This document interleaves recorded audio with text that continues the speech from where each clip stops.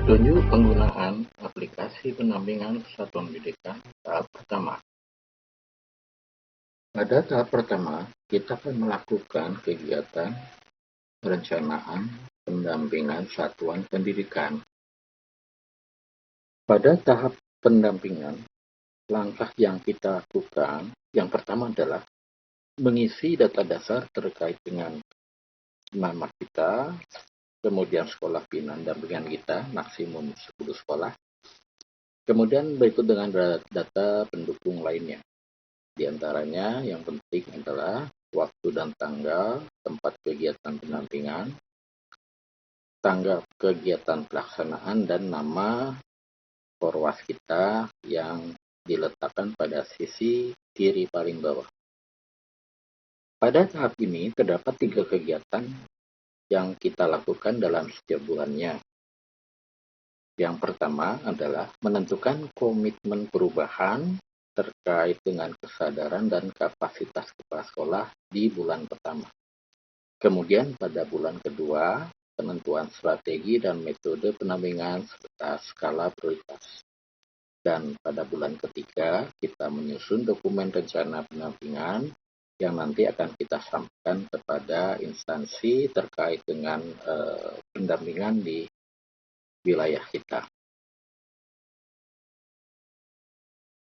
Pada tahap pertama pendampingan di bulan pertama, terutama di bulan Januari, kita melakukan kegiatan diantaranya yang pertama adalah melakukan kegiatan menggali tingkat kesadaran kepala sekolah dalam melakukan refleksi melalui beberapa pertanyaan pemantik serta pendalamannya. Kemudian nanti akan kita masukkan di dalam daftar instrumen yang akan kita isi di dalamnya.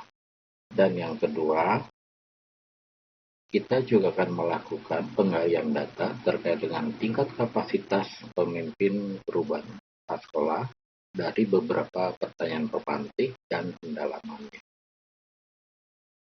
Pada instrumen pertama, terkait dengan tingkat kesadaran kepala sekolah dalam melakukan refleksi, kita dapat gali melalui kegiatan diskusi, penggalian data, penggalian informasi melalui pertanyaan pemantik dan pendalamannya.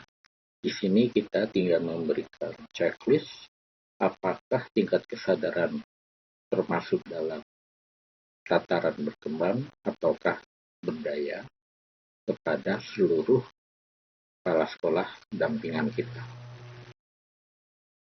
Dari hasil checklistan pertama, mulai dari sekolah pertama sampai dengan sekolah terakhir, akan terekapitulasi dalam tabel terkait dengan tingkat kesadaran kepala sekolah dalam komitmen perubahan.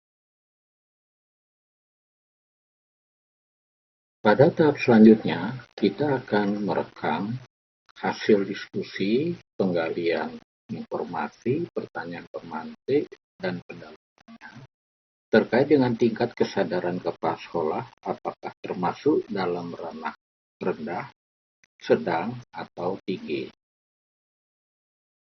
Hasil rekaman data terkait dengan tingkat kesadaran kapasitas kepala sekolah terekam dan terekapitulasi mulai dari sekolah pertama sampai dengan sekolah terakhir dampingan kita. Pada pemetaan strategi pendampingan, itu diperoleh dari konsep dasar pendekatan strategi berdasarkan kapasitas memimpin perubahan dan kesadaran melakukan refleksi. Dari dua unsur tersebut akan menghasilkan strategi pendampingan, mulai dari yang pertama adalah penyemai perubahan, kedua adalah perubahan segera, ketiga adalah penguatan perubahan, keempat adalah perubahan berangsur, kelima pemicu perubahan, dan terakhir perubahan berkelanjutan.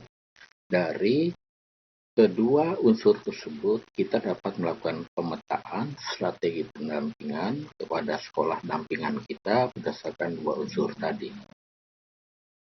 Seperti yang telah disampaikan sebelumnya, bahwa strategi pendampingan kepala sekolah diperoleh dari integrasi antara tingkat kapasitas memimpin perubahan kepala sekolah dan tingkat kesadaran kepala sekolah dalam melakukan refleksi.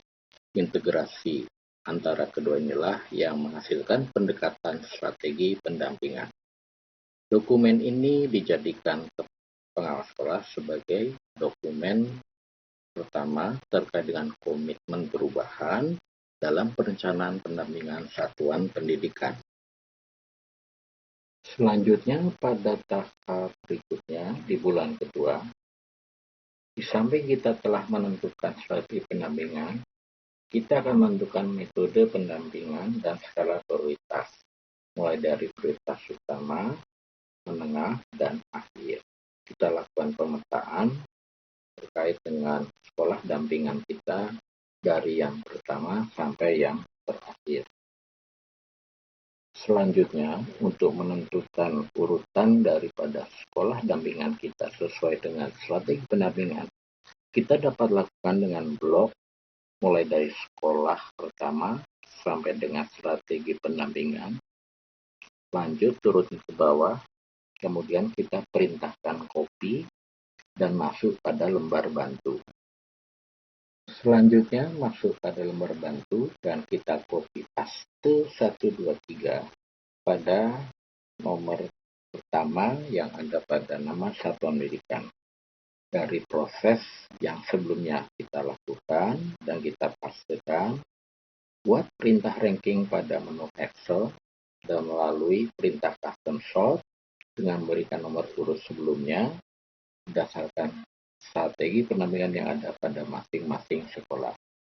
Alhasil diperoleh urutan terkait dengan mulai dari strategi pendampingan pertama sampai dengan strategi pendampingan terakhir akan berurut secara otomatis. Dari hasil pemeringkatan sebelumnya secara otomatis akan masuk pada lampiran 7 terkait dengan strategi, metode, dan tujuan pendampingan berdasarkan skala prioritas. Dan ini dijadikan dokumen kedua bagi pengawas dalam melakukan perencanaan pendampingan terhadap satuan pendidikan. Selanjutnya, pada bulan ketiga terkait dengan tahap pertama pendampingan dalam merencanakan pendampingan satuan pendidikan, kita dapat menyusun atau menetapkan dokumen rencana pendampingan sesuai dengan skala prioritas, mulai dari sekolah prioritas utama, prioritas menengah, dan prioritas akhir. Dari hasil sebelumnya, kita sudah memperoleh data terkait dengan sekolah dampingan kita, kemudian strategi pendampingan yang digunakan, termasuk metode pendampingan. Samping itu juga deskripsi pertimbangan berdasarkan kebutuhan pendampingan, juga target. Dari tabel inilah kita tinggal menentukan prioritas utama, menengah, dan akhir sesuai dengan urutan secara proporsional. Selanjutnya, kita menentukan jadwal secara proporsional pada sekolah dampingan kita mulai dari prioritas utama, menengah, dan akhir. Hal ini dapat dijadikan laporan kegiatan pada bulan ketiga di tahap pertama. Kumpulan dari 3 kegiatan, mulai dari bulan pertama, kedua, dan ketiga, dapat dijadikan dokumen triwulan pertama tahap 1 terkait dengan perencanaan pendampingan terhadap satuan pendidikan. Demikianlah selesai pada tahap pertama terkait dengan perencanaan pendampingan terhadap satuan pendidikan. Selanjutnya, kita akan masuk pada tahap kedua, yakni pendampingan perencanaan program